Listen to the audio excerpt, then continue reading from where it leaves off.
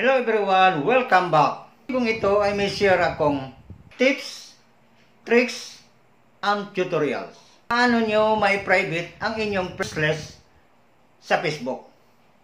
Sa naghanap ng kung paano may private ang friends list sa Facebook at kung paano may tago nyo ang friends list sa Facebook, tulad ng isa kong kasamahan sa abroad, Egypt Boys.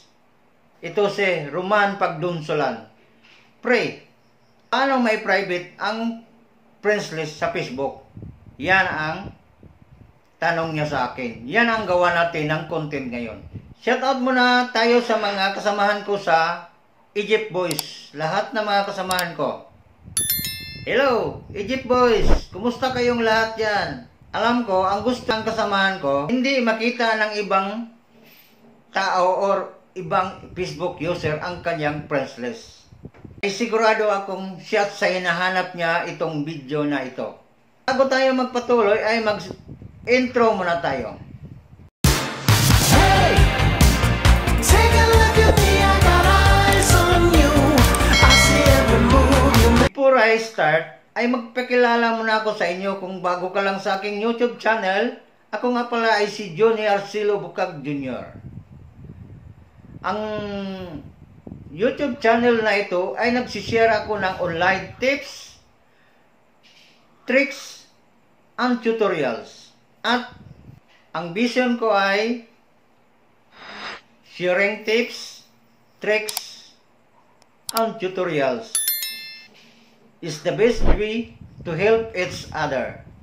At kung mahilig ka sa ganitong mga content, ay encourage kitang mag-subscribe sa aking YouTube channel para lagi kitang updated sa mga bagong upload ko ng mga video na tulad nito.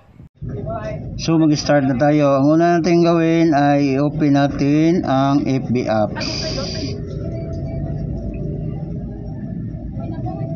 Yan, open natin yan. I-tap natin at ang sunod natin gagawin, i-tap natin ang ating profile or tree line.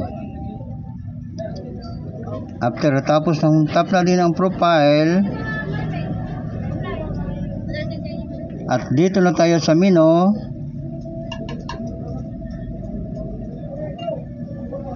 Yan. Ang sunod natin gagawin ay scroll tayo pataas at hanapin natin ang setting and privacy.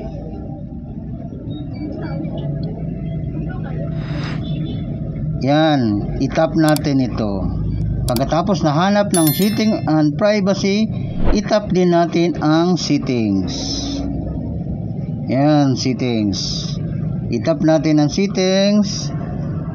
Then hanapin natin ang audience and visibility at dito, yan, i-tap natin ang audience visibility. Puntahan natin ang audience visibility, then hanapin natin ang how people find and contact you.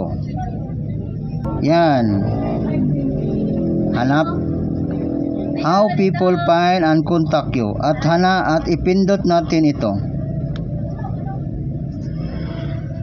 Pagkatapos na ipindot na natin ang how people find and contact you, at makikita natin who can see your friends list. At dito na tayo sa loob ng who people find contact you, at makikita natin ang who can see your friends list. Yan. At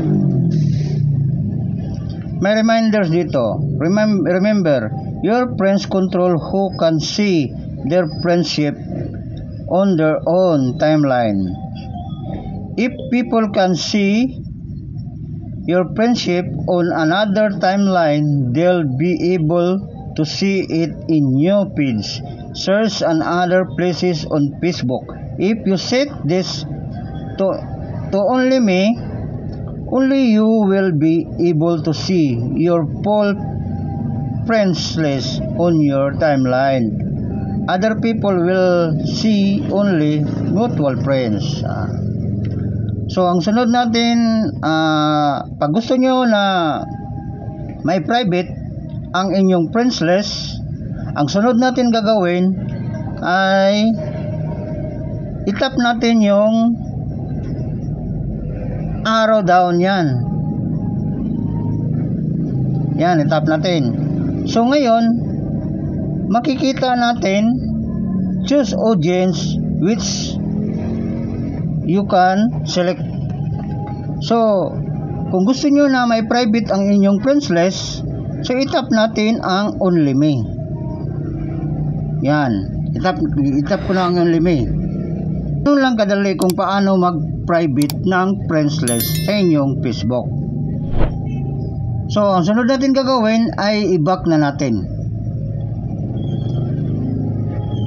Back tayo. At kung pinanood mo naman ang video kong ito mula sa simula hanggang dulo at nakatulong, please don't forget to like and share para marami ang makakita at makatulong. At kung may mga comments, suggestion, and question, please write in the comment section dyan sa baba. At kapag nabasa ko ito, sagot ko kaagad at magawa natin ng video ayon sa inyong question. This is how legends are made. Maraming salamat sa inyong lahat. Have a nice day to all. God bless you always. Once again, thank you for your time and effort to watch the video until the end. Bye-bye. See you next video.